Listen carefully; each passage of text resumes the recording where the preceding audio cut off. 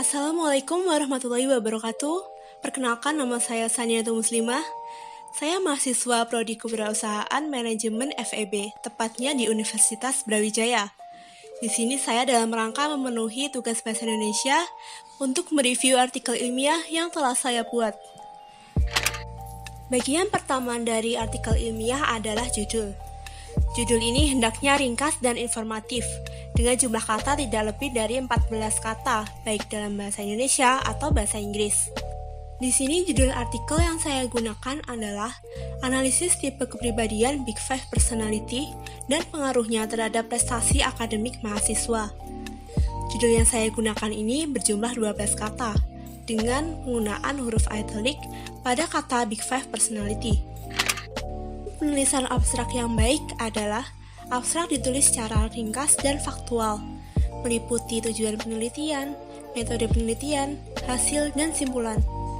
Abstrak ditulis dalam satu paragraf, bisa ditulis dalam dua bahasa, yaitu bahasa Indonesia dan bahasa Inggris. Dalam artikel saya, abstrak menggunakan bahasa Indonesia dengan berjumlah 173 kata. Dalam dunia pendidikan, kepribadian itu merupakan hal yang sangat penting. Kepribadian akan menentukan perbedaan individu satu dengan individu yang lain. Banyak analisis yang mendeskripsikan tentang kepribadian. Salah satunya adalah tipe kepribadian berdasarkan Big Five Personality. Tujuan karya ilmiah ini untuk menganalisis tipe kepribadian Big Five Personality dan pengaruhnya terhadap prestasi akademik mahasiswa. Ada 3 kunci yang saya gunakan di sini, yaitu Big Five Personality, prestasi akademik, dan mahasiswa. Masuk ke bagian pendahuluan. Pendahuluan berisi ungkapan beragam masalah dengan latar belakang yang menyebabkan masalah tersebut muncul. Kemudian ada juga tujuan dan manfaat topik yang akan diteliti. Dalam artikel saya menerangkan pendahuluan seperti berikut ini.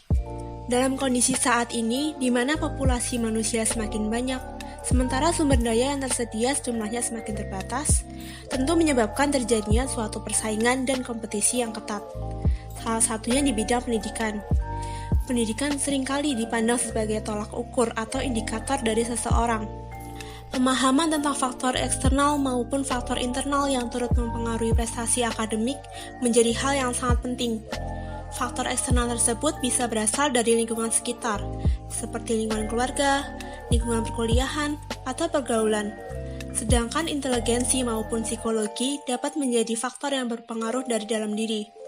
Namun, inteligensi dipercaya bukan menjadi faktor paling berpengaruh terhadap prestasi akademik, melainkan aspek psikologi sendirilah yang akan menentukan motivasi setiap individu untuk melakukan pencapaian prestasi. Peneliti ingin untuk menganalisis salah satu dari metode tipe kepribadian, yaitu tipe kepribadian berdasarkan Big Five Personality. Tipe kepribadian ini secara garis besar mengungkap tentang 5 dimensi kepribadian. Pada dimensi openness, individu cenderung lebih kreatif, intelektual, dan berpikiran luas. Ia akan sangat antusias untuk mendapatkan hal-hal baru. Tipe dimensi conscientiousness adalah individu yang bertanggung jawab dan tekun.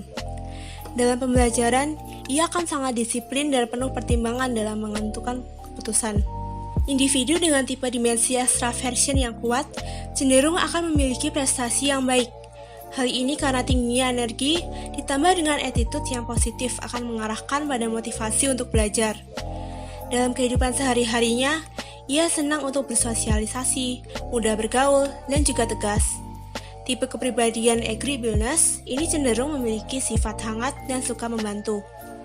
Ia akan mematuhi perintah dosen atau pendidik dan berfokus pada materi pembelajaran.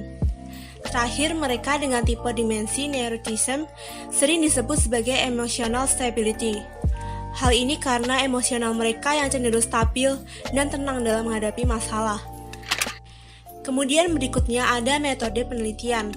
Metode penelitian yang baik akan menginformasikan secara ringkas mengenai materi dan metode yang digunakan.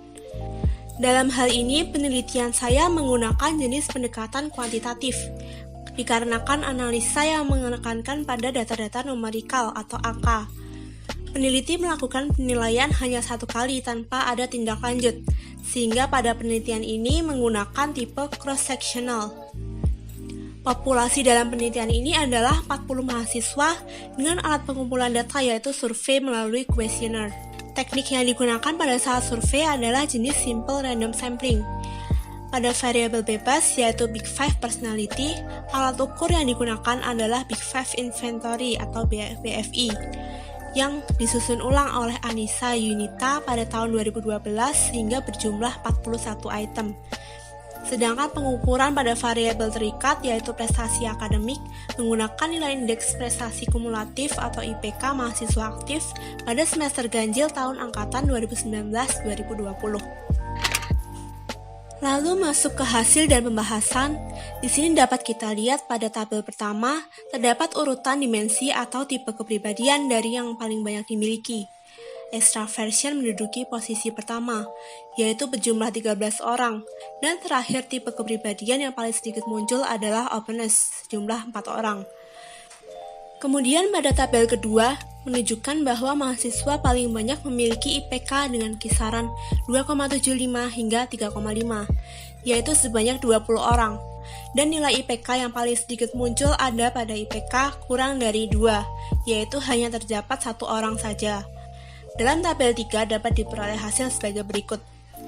Yang pertama, terdapat kontribusi dan pengaruh yang signifikan dari tipe dimensi kepribadian, extraversion, neuroticism, dan agreeableness terhadap prestasi akademik mahasiswa. Hal ini karena pada tabel 3 terlihat bahwa ketiga tipe kepribadian tersebut mendominasi nilai IPK lebih dari atau sama dengan 3,5 dan IPK kisaran 2,75 hingga 3,5. Yang kedua, tidak terdapat kontribusi dan pengaruh yang signifikan dari dimensi tipe kepribadian, conscientiousness, dan openness terhadap prestasi akademik mahasiswa. Hal ini dikarenakan pada tabel 3 terlihat bahwa kedua tipe kepribadian tersebut mendominasi nilai dengan IPK kisaran 2 hingga 2,75. Analisis deskriptif mengenai tipe kepribadian menunjukkan 32,5% dari responden penelitian tergolong tipe kepribadian extraversion. Menurut pendapat peneliti, hal ini adalah suatu yang logis karena extraversion menunjukkan kecenderungan seseorang akan hubungan seperti bekerja sama, bergaul, atau berteman dengan orang lain. Hal ini dilengkapkan oleh Costa dan McCrae pada tahun 1997. Sedangkan pada urutan kedua ditunjukkan oleh tipe kepribadian neuroticism. Penelitian dengan hasil dominan neuroticism pernah dilakukan oleh Rosito dan Amarita pada tahun 2016 pada para siswa salah satu SMU swasta favorit di kota Medan. Kemudian masuk ke bagian simpulan dan saran. Simpulan yang baik hendaknya merupakan jawaban atas pertanyaan penelitian yang disajikan secara deskripsi. Kesimpulan dari artikel saya adalah yang pertama, hasil analisis ini menunjukkan bahwa secara keseluruhan, tipe kepribadian model Big Five Personality dapat memprediksi prestasi akademik secara signifikan. Hal ini sejalan dengan penelitian yang dilakukan oleh Hakimi, Hejazi, dan Lafasani pada tahun 2011. Yang kedua, tipe kepribadian extraversion, neuroticism, dan agreeableness memiliki kontribusi dan pengaruh yang signifikan terhadap prestasi akademik mahasiswa. Yang ketiga, tipe kepribadian conscientiousness dan openness tidak memberikan kontribusi dan pengaruh yang signifikan terhadap prestasi akademik mahasiswa. Sedangkan untuk sarannya, menurut saya pendidik di perguruan tinggi disarankan agar terus mendorong perkembangan pada mahasiswanya dengan pembelajaran yang lebih baik. Di sisi lain, mahasiswa juga sebaiknya berusaha untuk lebih terbuka dalam bidang pembelajaran, seperti memperluas intelektual dan pengalaman bersosialisasi. Berusaha sebaik mungkin untuk melatih stabilitas emosional juga salah satu hal yang patut untuk dilatih dalam diri.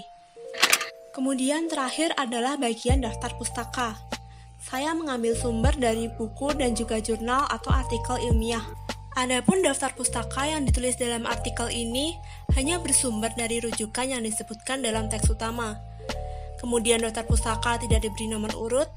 Lalu pengurutan daftar pustaka ditulis berdasarkan abjad tanpa menggunakan intensi, dan penulisan judul rujukan diawali dengan huruf kapital hanya pada awal kalimat. Sekian presentasi artikel ilmiah dari saya. Maaf apabila ada kesalahan atau kekurangan dalam pengucapan kata. Wassalamualaikum warahmatullahi wabarakatuh.